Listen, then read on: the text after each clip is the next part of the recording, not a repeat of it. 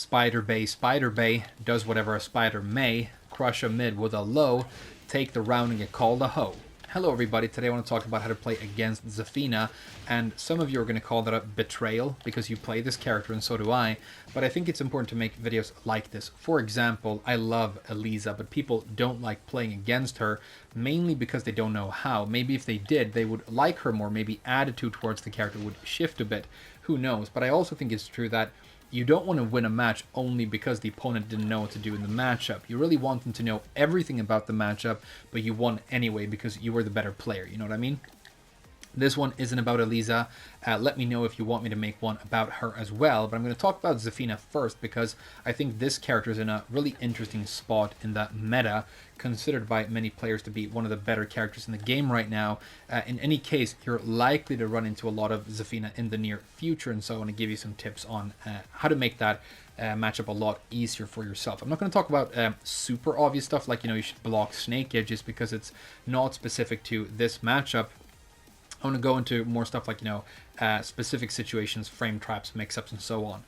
I'm going to start with a very general tip, though, and that's when Zafina is moving around like this, spacing you out, and then she's on the approach. If she dashes in, a good idea is actually to try and check her with jabs. And the reason for that is her two most common options after an offensive dash can actually be neutralized by that jab. So the first one is 443+4, the Starfish. As you can tell, this is kind of slow and has quite a bit of air time. And I've had many advanced online opponents sniff this out and then check me with a jab and float me out of the air, and then they get a float combo. So it's a very important, good option against this move. But the other option that she really likes to apply off of an offensive dash is this move. Very important signature move for the character, right? 443. This move is going to give her advantage on block and hit. And then she's going to mix you up through Scarecrow. And Scarecrow is a good stance. It's very dangerous to fight against. And so ideally, you don't want to end up in this situation in the first place. I am going to talk about how to escape it later. But if you see her dashing in, trying to interrupt her with fast moves of your own can actually be a very good option.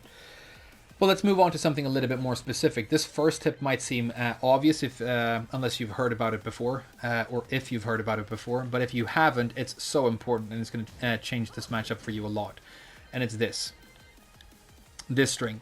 1 + 2 4 4. So 1 + 2 4 4 is a counter hit string. She can hit you with any part of this and still get giant damage. It's super dangerous, but it can be difficult to deal with because you don't know how many hits she's going to do, and they're all mid, right? Well, it turns out that you can actually option select 2 hits and 3 hits when she does this string, because the second hit is -10 on block, and a 10 frame move is still fast enough to interrupt the third hit of the string, meaning that if she does 2 hits or 3 hits and you do a 10 frame move, you're always going to win no matter what, which is very important to know. If you don't know this, the Zafina player is probably going to sniff it out quite quickly, and if they realize that they're able to abuse the string, then it's going to be difficult for you to win. So if you demonstrate once that you know that you can option select with a 10 frame move right there, maybe even with something good if you have like a 10 frame counter hit, then now they're relegated to relying mainly on the first hit by itself, which neutralizes a lot of the danger of the string. So again, might seem obvious, but if you don't know about it, it's going to change a lot in the matchup for you. But let's get a little bit more specific. I want to talk about down 3 next. This is a very dangerous low, and another one of the best moves of the character. Basically, everything about this move is fantastic, except for the fact that it's 22 frames to impact, so on the slow side, and launch punishable. So if you're able to react to it and block it, punish it very hard whenever you can. But it's a very good move when it connects. It's going to give Zafina advantage, and it even has the opportunity of stance transitioning into mix-ups. Let's first talk about down 3 on hit when the Zafina user does not transition into Mantis. So down 3 on hit with no Mantis, right? The first thing you need to know, very, very important if you didn't know it already, is that this move forces crouch, and that is so important. You can tell on my opponent's frame data right there The icon right there means that they are forced into full crouch. And what that means is that unless they crouch cancel, they only have access to their full crouch move list and their while standing move list. And if you don't know that, you're going to be attempting moves that you don't have access to, and you're going to get counter hit. So it's very dangerous. Be aware of the fact that you are being forced into crouch here. The other big consequence of being forced into crouch, of course, is that you only have one side that you can sidestep to, because if you're in crouch and you tap down to try and sidestep into the foreground, you're just going to go back into crouch. So when you're being forced into crouch, you can only really step to one side into the background specifically. So very important to keep in mind. Now, the most common, and I think best, to be honest, follow-up that a Zafina player can do after down 3 on hit without stance is to just go straight into a while standing 4.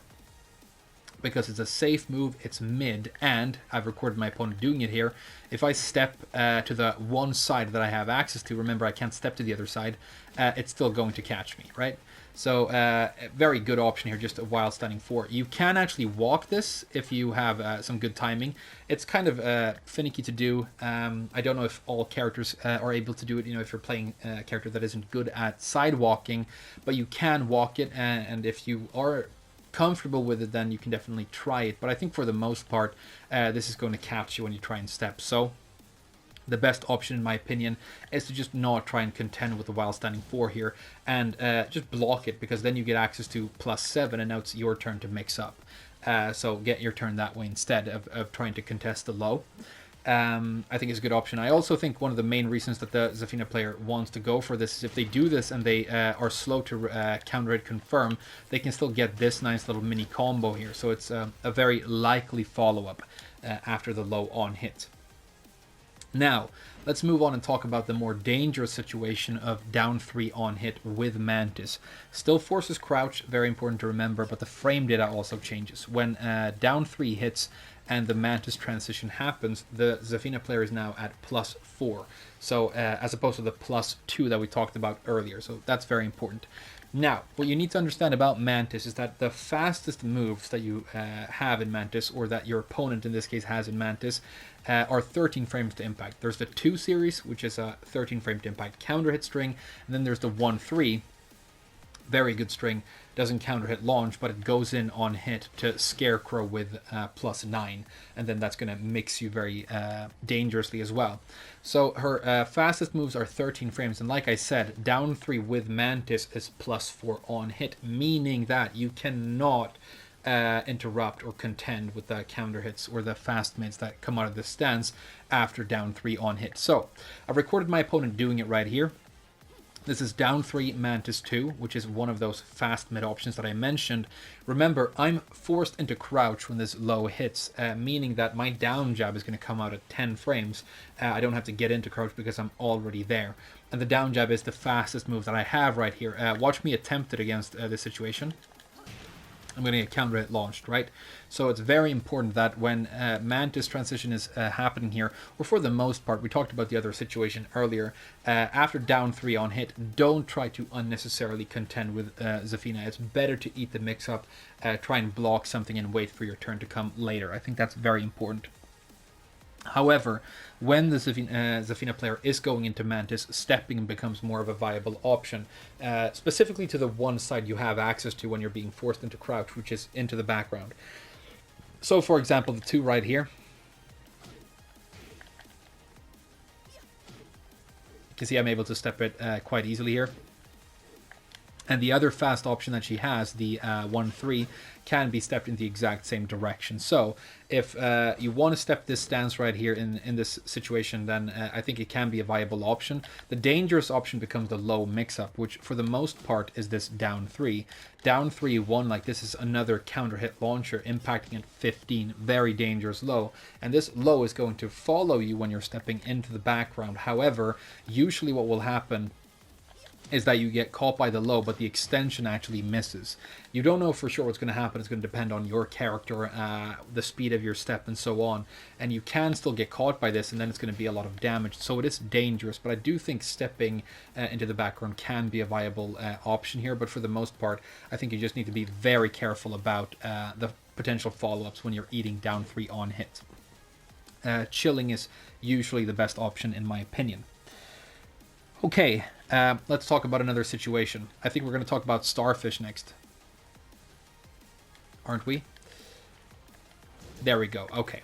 So what I've recorded here is Starfish. That's just what I call the move, but 443 plus 4. And then this also has a Mantis transition. I'm doing the same fast mid Mantis 2 right here for the mix-up. Now, something that you need to know is that when the opponent is playing this, you do not need to respect them at all. The advantage is all yours, but this ends up working because there are some really cheeky crush and evasive properties to Mantis. For example, if I stand next to my opponent like this, you can see that Zafina is stretching her leg in between her body and the opponent's body, creating a bit of a chasm right there. And that is big enough that most moves, that most really fast mids or like special mids like down jabs are actually going to whiff. So for example, if my opponent comes in here and does that and I do a down jab, you can see that my down jab is just completely going to whiff and I'm going to get hit. Another option that I have is my fast down one, a 12 frame mid, right? And do the exact same thing.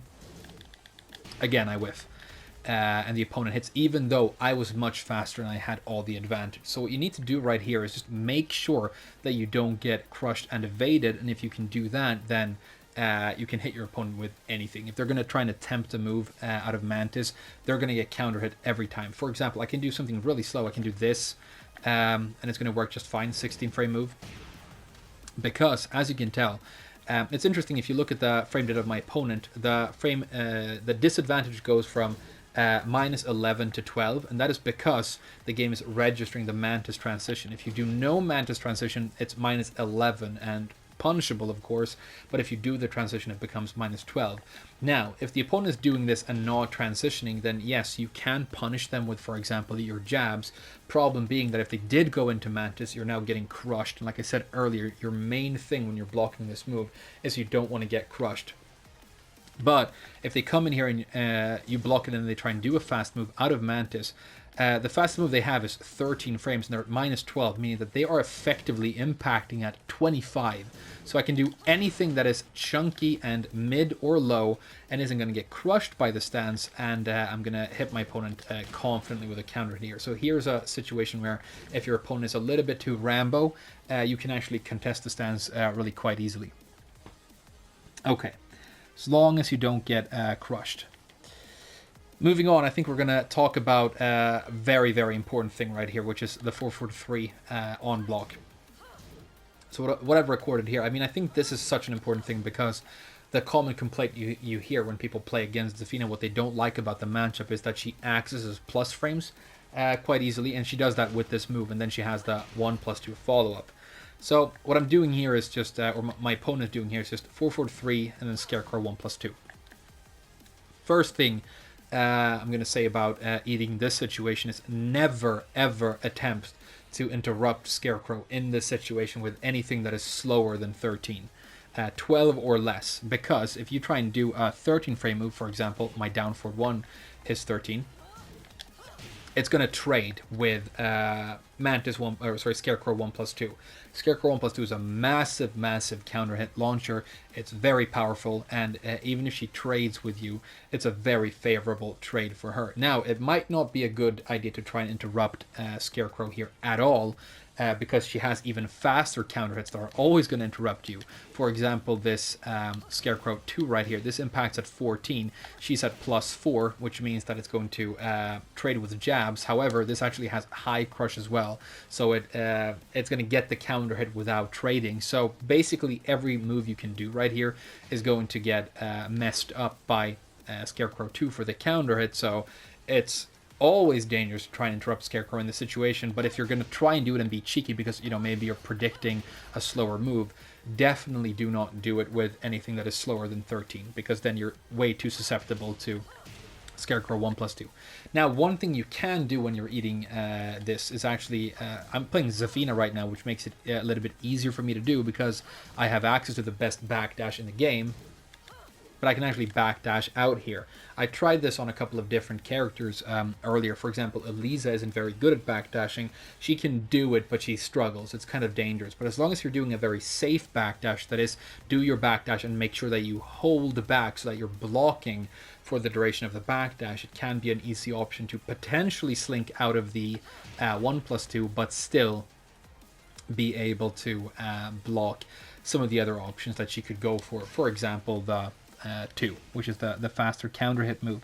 But the 2 is going to catch absolutely everything. The one thing you can do against the 2 is you can step it right.